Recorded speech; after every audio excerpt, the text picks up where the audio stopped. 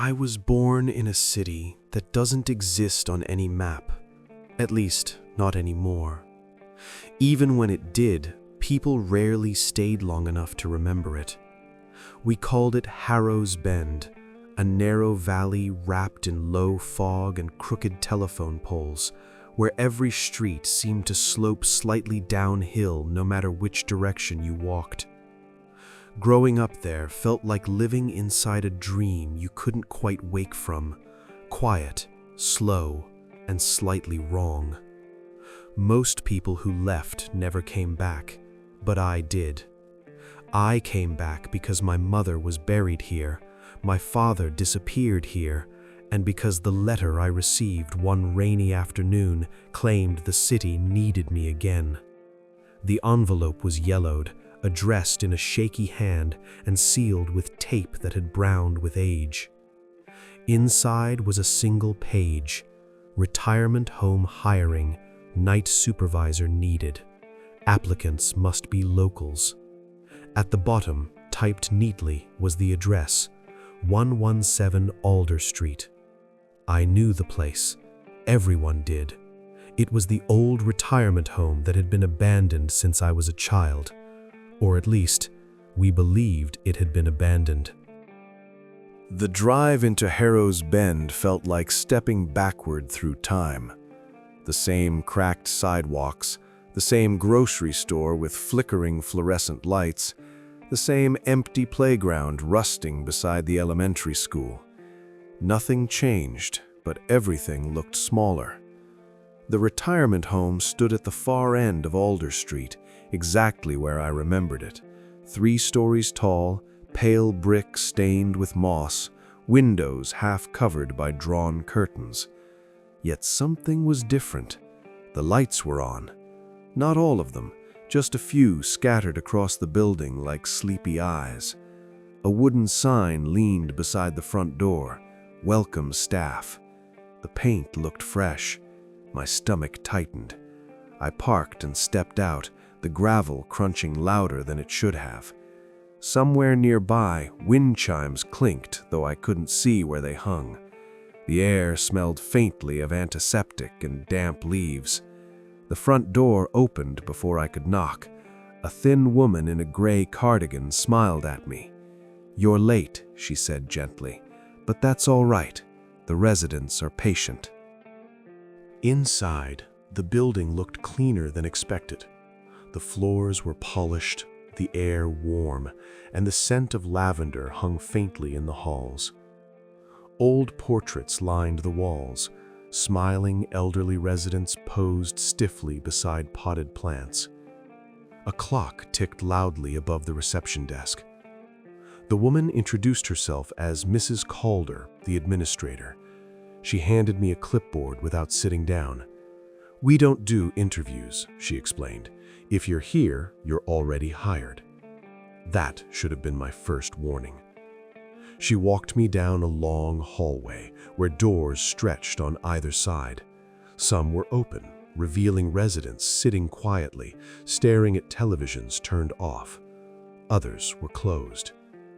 "Night supervisor duties are simple," she said. "Monitor the halls, check on residents, and follow the rules." She stopped at a narrow office where a single desk lamp illuminated a sheet of paper.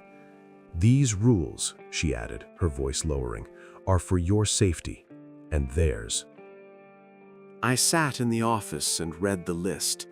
There were 11 rules, typed in plain font, but each one felt heavier than the last. Rule 1.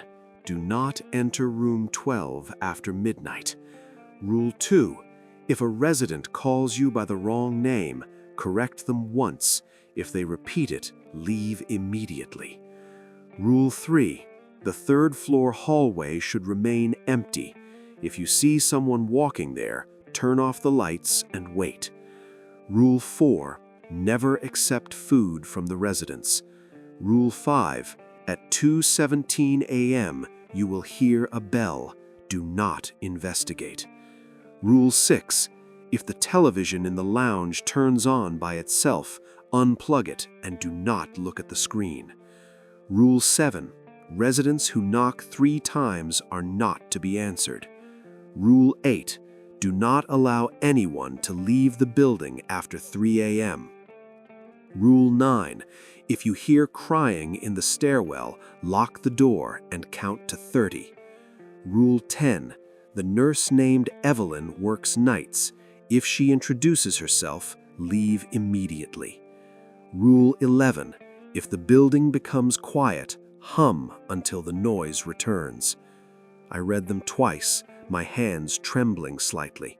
Mrs. Calder leaned in the doorway. "Memorize them," she said. "You'll need them before dawn." My shift began at 10 p.m. The first hour passed quietly. I walked the halls, nodding to residents who sat silently in wheelchairs. One old man watched me from room 3, his eyes following every step. The lounge television flickered but stayed off. I started to relax. Then, near midnight, I passed room 12. The door was slightly open. A faint glow spilled into the hallway. I remembered Rule 1 and kept walking, but as I passed, I heard my mother's voice whisper my name. It was unmistakable. Soft, familiar, impossible. My feet slowed. I turned my head just enough to see the inside. A neatly made bed, a rocking chair, and a figure facing the window. The voice came again. "You came back." My heart pounded. I forced myself forward, repeating the rule silently. The door creaked shut behind me, without anyone touching it. Shortly after midnight, I checked on the residents again. In room 8, a woman smiled at me. "Good evening, Daniel," she said. "My name isn't Daniel." "It's not Daniel," I corrected gently. She blinked.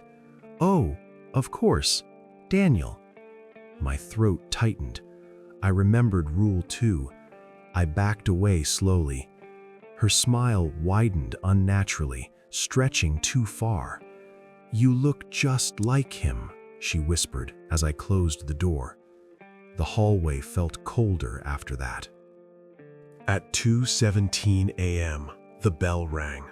A clear, single chime echoed through the building. It sounded like it came from the basement. Every instinct told me to investigate. The residents stopped moving. The man in room 3 turned his head toward the floor, listening. The bell rang again. I covered my ears and sat in the lounge, repeating the rules. The bell continued for exactly 1 minute, then stopped. When the silence returned, several doors were now open that hadn't been before. The television flickered on. Static filled the screen. I remembered Rule 6. I unplugged it without looking directly.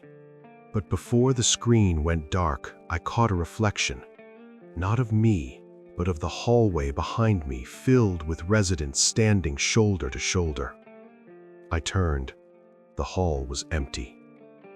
Soon after, 3 knocks echoed from room 15. Slow, deliberate. I froze. 3 knocks again. I walked past, refusing to answer. The knocking followed me down the hallway, door by door, until it reached the stairwell. Then it turned into crying. Rule 9. I locked the stairwell door and counted. The crying became louder, then suddenly stopped at 29. At 3:05 a.m., a resident approached the front door. "I need to go home," he said calmly. His hospital bracelet read, "Admitted, 1972. I blocked the exit. He stared at me for a long time, then shuffled away without another word. The silence that followed was absolute. No ticking clock, no humming lights. Rule 11. I began humming softly, The sound echoed too loudly. After a moment, something else began humming with me, deep, out of sync, somewhere above. When I looked up, I saw someone walking the third-floor hallway. The lights flickered. I switched them off and waited. Footsteps stopped immediately. After a long minute, I turned the lights back on. The hallway was empty. When the sun rose, Mrs. Calder returned. "You did well," she said. "Most don't." I asked what happens to those who fail. She smiled faintly. They become residents. I glanced at the portraits on the wall. One of them looked exactly like me.